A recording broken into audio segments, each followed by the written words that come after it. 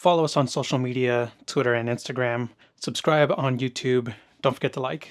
Guys, today is my birthday. I am an old man, so I decided to pick a movie from the year of my birth to see what came out the year I was born. At that, nothing interesting is coming out this week in theaters. So let me look into the past and pick out something I've never seen before and review that. So I decided on The Reflecting Skin. This is interesting because it is a film made by British filmmakers who wanted to tell the story of a family in rural America during the 1950s. I will say my favorite thing about this film is probably the cinematography. It is very beautifully shot. There's a lot of contrast, and it just gives this movie a very mysterious and dark look. I remember I heard about this film a while back. From what I had heard, it was a young Viggo Mortensen. And from seeing the trailers, it looked like there was this little kid who was the main star of the film. And I was like, there's no way that's Viggo Mortensen, right? That's a little too young. There's no way he was in that movie as a kid, because in The Lord of the Rings, he's a full-grown man. And Lord of the Rings wasn't that long after 1990. Okay, guys, I'm not that old. I'm old, but I'm not that old, okay? Give me a break here. I can still walk. It just hurts when I wake up in the morning, all right? But anyways, yeah, no, Viggo Mortensen does come out later in the film. He basically plays the brother of this kid who's the story revolves around. The film is listed as a horror drama, but after watching the movie, to me, it seems more of like a psychological crime mystery drama. It's really good though. It's a little bit confusing, and I think it's supposed to be ambiguous in certain aspects because you're watching the film through the perspective of this kid who lives in rural America, and he is in this desolate, obviously it's rural, so there's not much to do there. The kid kind of gets into trouble with his friends because there's nothing really to do but get in trouble. But this trouble they get into is either kind of minimal, like almost childish, and some of it is kind of crazy when I'm like, wow, these are what kids are getting up to in rural America. This is nuts. Like, we open up the film and the kid, his name is Seth. Seth and his two friends pick up a frog or a toad. It's like a giant toad. They stick a straw up its ass, and then they blow into the straw to inflate the the toad's stomach. And then they wait for someone to walk by, and when they come across the frog, they shoot it with a slingshot and blow it up. So this is what the kids are doing in rural America 1950s, because there ain't much else going on. But during this, because of the woman who walks up to the frog and gets a frog blown up in her face, she makes eye contact with Seth, and it's very scornful. Like, you could tell in the look in the kid too. He's like, I fucked up. Before we continue, just a quick commercial break. The Stars and Stripes Freedom Deck ships exclusively in the United States. Available on eBay and Etsy. Link in the description below. Available from La Casa Loca on eBay and Etsy. But yeah, so this is where our two main characters meet, where we see Seth and the woman, I believe her name was Dolphin. So Seth and Dolphin are going to be our two characters that are really antagonizing each other throughout the story. But there is this other factor happening because Seth's friends throughout the film are being murdered, and they're trying to figure out who is murdering these kids. And Seth's family life.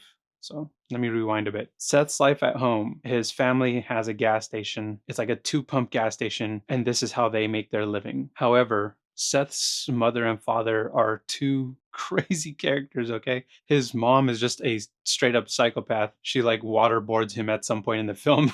And his dad, who we find out later in the film, due to the disappearances of these kids, is a gay pedophile, a typical gay guy. But as we learn in the story, between Seth and his relationship with his gay pedophile dad, not that he doesn't have there's no gay pedophilia stuff going on between Seth and the father, but we learn later that the father has been involved in that kind of activity. But with his son, he's like a normal dad. Like, he doesn't really do anything to the son. So the son, when he finds out about what his dad is, it's kind of, he can't really comprehend what it is because he's young and he's not been violated. So there's this trouble for him to understand why his father is a potential suspect. And when he's with his father, he's just reading comic books. Like, there's this book about a vampire. And this book about the vampire links some similarities of the woman Dolphin, who Seth is having this antagonizing relationship with because he blew up that frog in her face or whatever. But she also behaves in a manner that is similar to what he read in the comic book about vampires. So Seth now is suspecting Dolphin of being a vampire. The way she speaks, the things she talks about, it's very similar to the vampire lore that he understands from what he was told by his father. And because these kids are going missing and they're found later dead, in what conditions, not really clear. One of them is drowned, the other one is found in a barn. And then they find this, I think it might be like a fetus or something in some other stable. So there's just all of this mysterious death around these kids. And we're trying to figure out who's doing this. And all the while, there's also these out of town, I don't know if they're older teenagers or if they're young adults, but they're constantly whipping in and out of this rural part of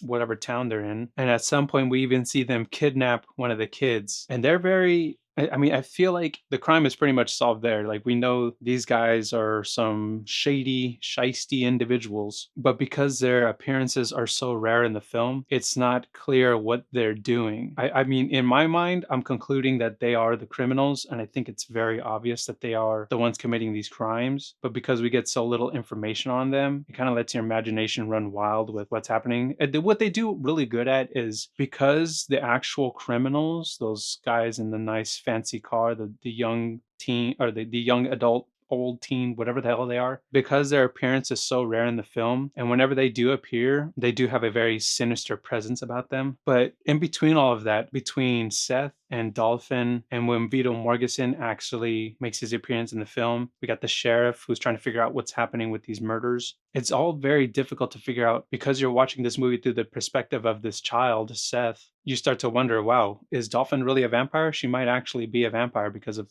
just her strange behavior. She just seems so odd and out of place in this rural town in America. So I think I really liked how they took this story and told it from the perspective of the kid. He's not innocent and necessarily, he's kind of a brat. But he's also young. He needs a role model because his father, obviously, his dad's gay, so that's out the window. His brother is out at war, which we learned he was, he wasn't in war, but he was enlisted in the military, and they were doing all those atomic testings out in those tropical islands. So this kid really has no one to look up to as a model for being an adult. I think that's also why he's just such a troublemaker. So he's not innocent, but also he's not the villain. But yeah, and then those guys in the car, because they're kidnapping little boys. So I'm assuming there's just a lot of gay people in this town doing weird things to little boys. But anyways, the reflecting skin, have you seen it? I thought it was really interesting. I liked it a lot. But anyways, yeah, thanks for tuning in, guys. Follow us on Twitter at Ghettoplex_MP4, on Instagram at Ghettoplex.mp4, and subscribe to us on YouTube at Ghettoplex. Support an individual artist? Buy the Stars and Stripes Freedom Deck. Play the American Dream one card at a time. Available exclusively in the USA. Available from La Casa Loca on eBay and Etsy.